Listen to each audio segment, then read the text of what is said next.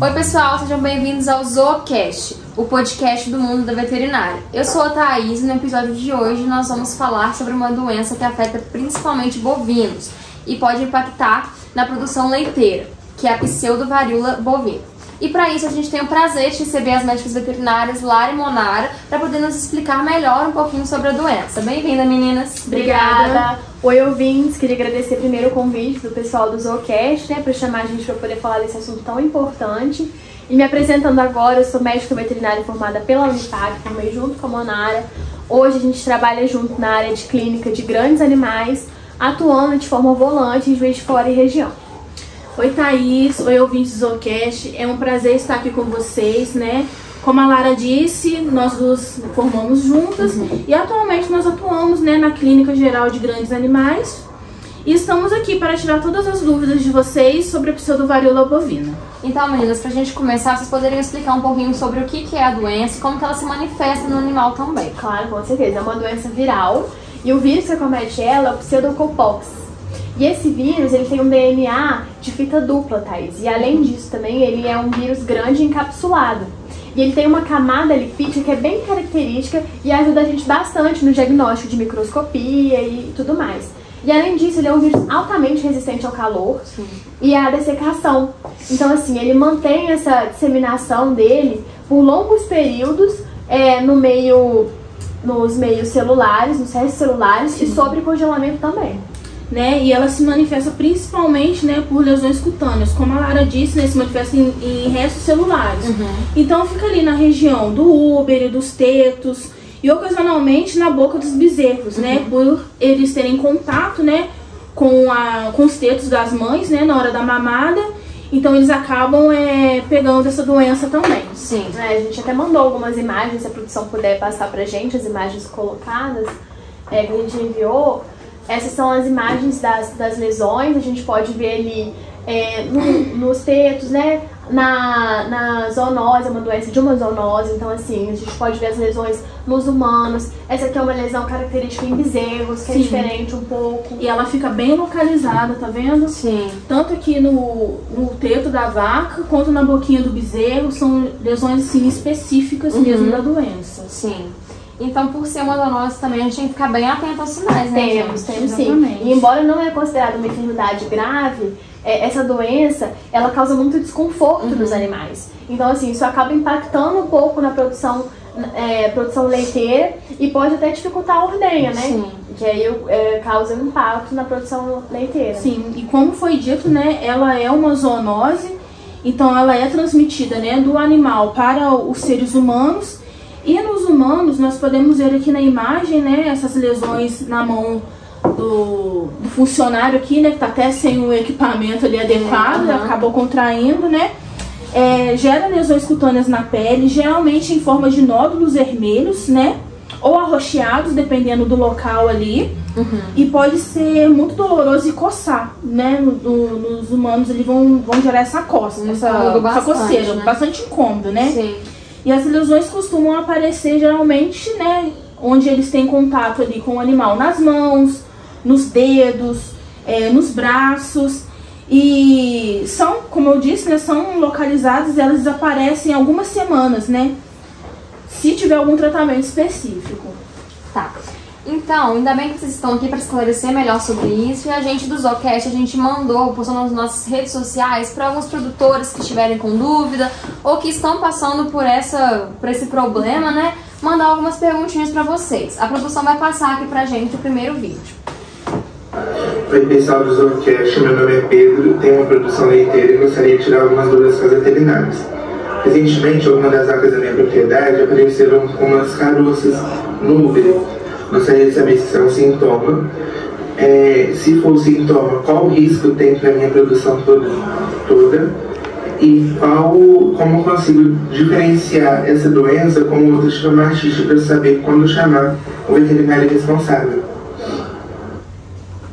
Muito legal essa iniciativa de trazer produtores, né, Monara? Essa gravação. Verdade. Que às vezes tem muitas dúvidas assim, às vezes é alguma coisa que passa batido. Às vezes a dúvida de um é de todos, é de todos, né? realmente. Então. E aí, recapitulando as perguntas do produtor, ele disse que apareceu esses caroços nos animais dele e ele quer saber se isso é um sintoma. E aproveitar, falar um pouquinho dos sintomas em geral dos animais. Bom, nos animais adultos, inclusive, obrigada, Pedro, pelo vídeo, né?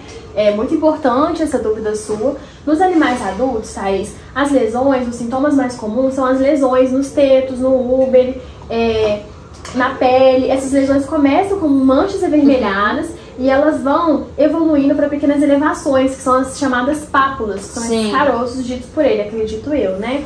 E aí, essas pápulas, elas podem se transformar em vesículas, pústulas e, posteriormente, até crostas grossas.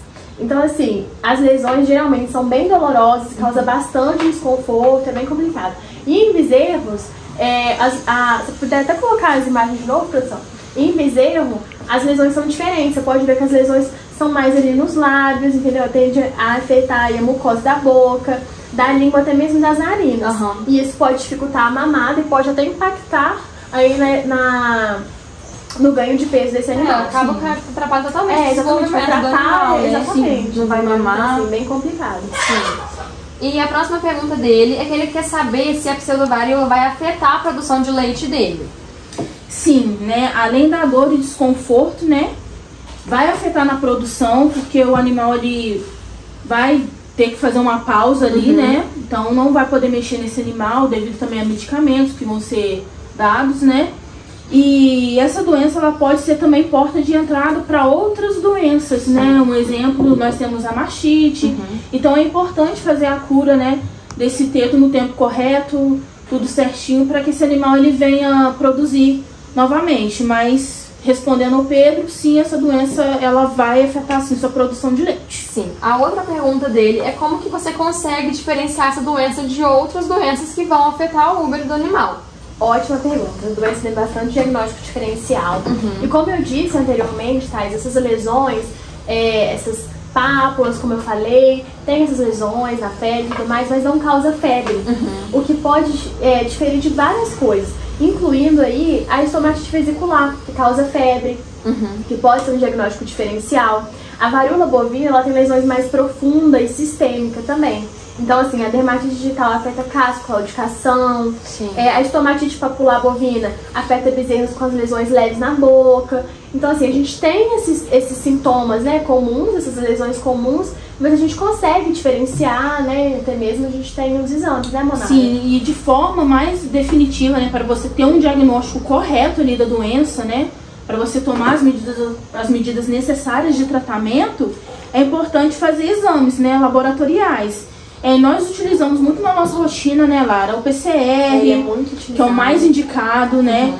Nós temos também o isolamento de culturas, histopatologia, ELISA, microscopia, isso assim, são uma gama de exames que nós veterinários vamos fazer para fazer esse diagnóstico. Aí, exatamente. Então, poder assim, ter um diagnóstico certeiro, né, para fazer um tratamento correto, né, porque não pode sair dando qualquer medicamento.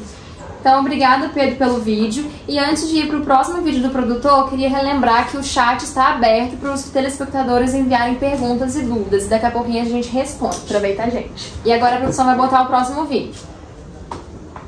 Olá, pessoal, tudo bem? Meu nome é Débora.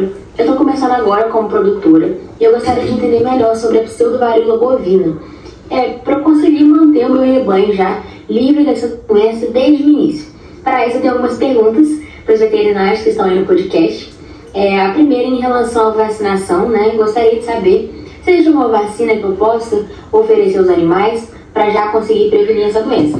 Além disso, eu gostaria de entender sobre as outras formas de prevenção da doença, né? O que eu posso fazer em relação ao manejo, né? Forma de lidar com os animais, que pode ajudar na prevenção da pseudovaríola.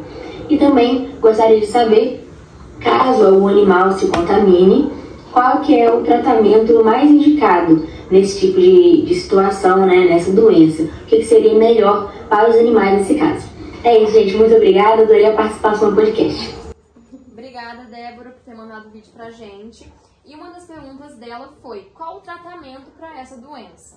Obrigada, Débora. Seja bem-vinda aí nessa nova etapa da sua vida. Você falou que está iniciando. Se precisar de alguma coisa, estamos à disposição, né, Monara? Exatamente. E o tratamento, ele é sintomático, Thaís. Ele consiste, assim, em manter os tetos limpos, evitar traumas durante a ordenha, o uso de pomadas antibióticas e até o uso de inflamatórios, caso necessário, caso ela torne uma infecção secundária, né? Como dito pela Monara, ela pode vir a tornar aí, ela abre portas, né, para uma infecção secundária. Sim.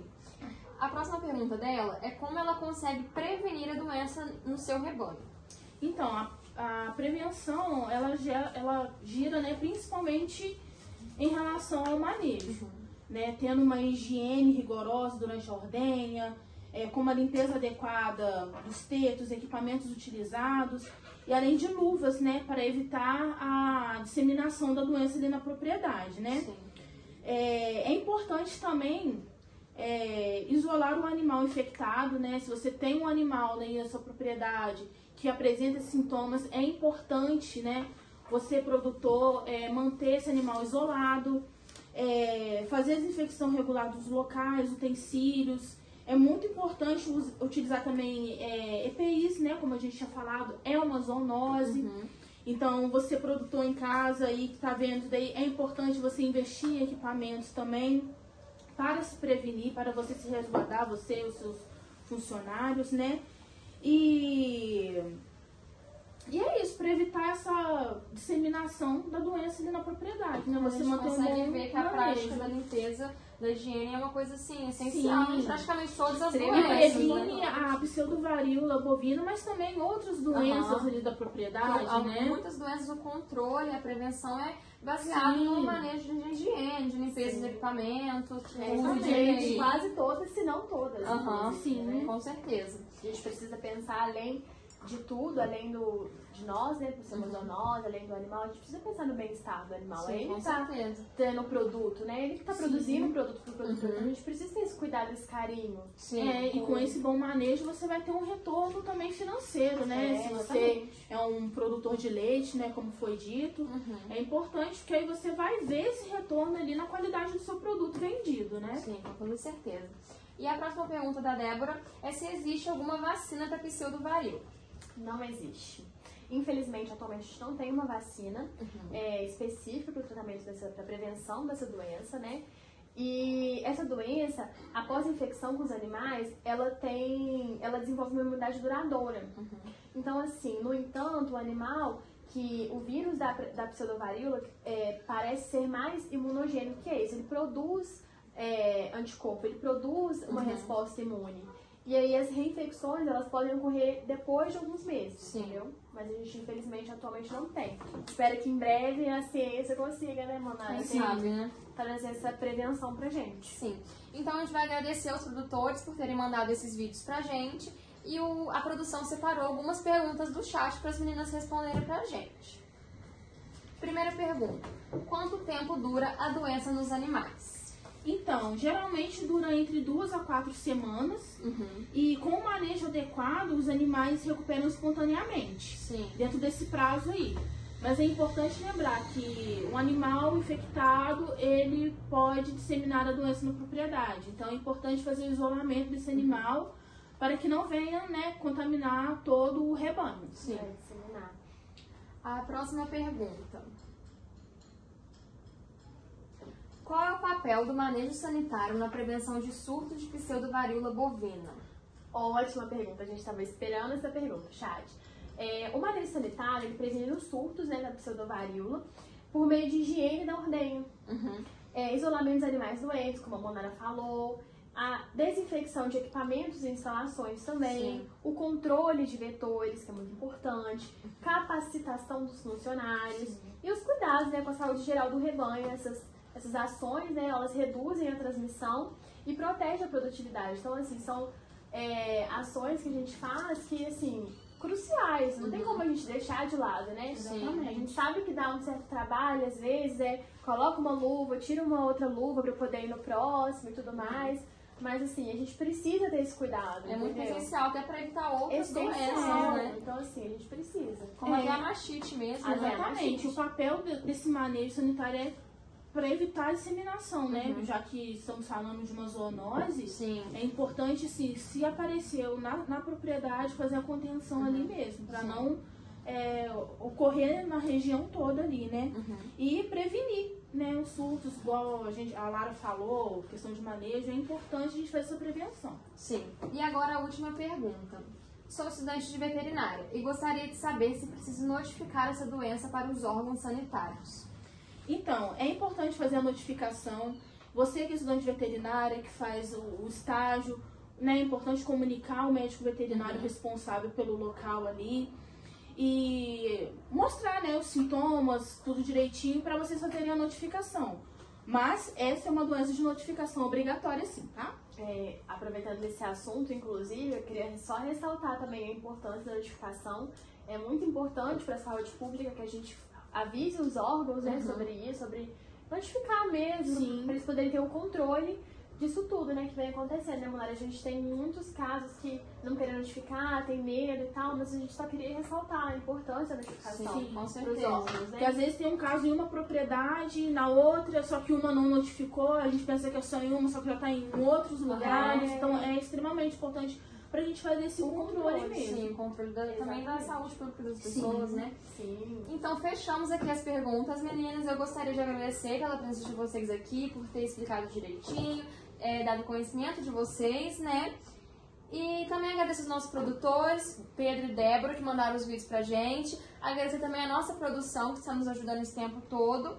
E também aos ouvintes. Vocês querem falar algumas coisas, meninas? Queria agradecer, né, primeiramente, também a todo mundo, a produção, a quem mandou vídeos, as perguntas, a vocês pelo convite, foi ótimo as perguntas. E finalizar resumindo, né, Bonara? Falando aí que é uma doença contagiosa, de importância sanitária, especialmente em rebanhos leiteiros, devido ao impacto que isso causa, né? E embora seja autolimitado, as lesões elas podem causar desconforto para o animal, reduzir a produtividade e favorecer também infecções secundárias, como a gente falou, né, durante o podcast. Exatamente. Queria agradecer pelo convite da Zoocast e queria reforçar também, né, que não existe vacina para essa doença. Então a prevenção é essencial, né, as boas práticas de higiene e o pessoal se atentar, né, para as biosseguranças, né, que é fundamental. Lembrar que é uma zoonose, então é de notificação. E agradecer mais uma vez pelo convite, pessoal. Muito obrigada. Obrigada, gente.